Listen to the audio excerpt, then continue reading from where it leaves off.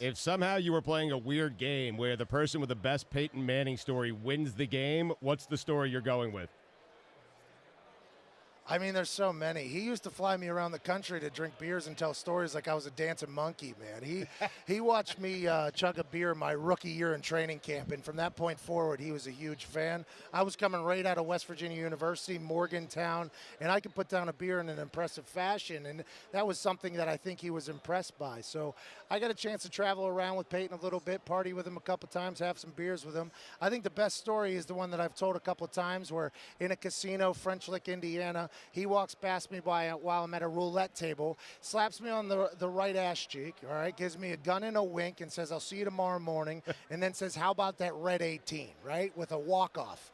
And I'm like, well, that's the coolest thing I've ever seen in my entire life, you know, one of the greatest quarterbacks of all time, just slapped my ass here in this little small town in Indiana, and then he told me to go on red 18.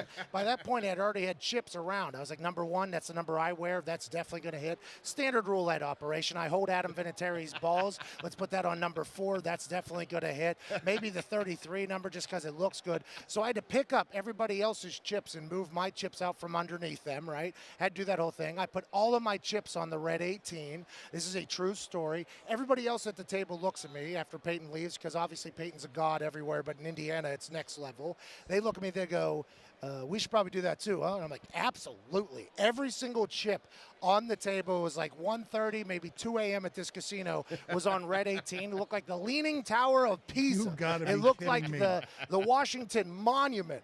And obviously, red 18 hits. I tell him the next morning, I'm like, yo, did you know that when you hit the gun and a wink on me and said red 18, everybody bet on red 18 and then red 18 hit? He looked me dead in my eyes and just said, yep. And then I was just like, holy, why this dude is next level.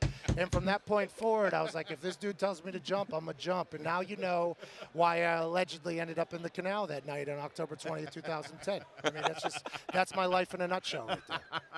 That is a great story. You are good, The Pat. dumbest guy on That earth. is a great story. I feel like Tom Brady would have somehow done that better.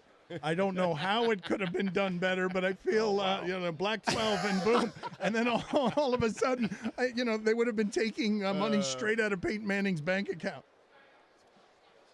Well, I think what Peyton Manning would have, the only way he gets better there is if he has the greatest coach of all time next to him like Tom Brady has. So that could probably help. But there's no doubt about it that Tom Brady is the greatest football player to ever step foot on a football field.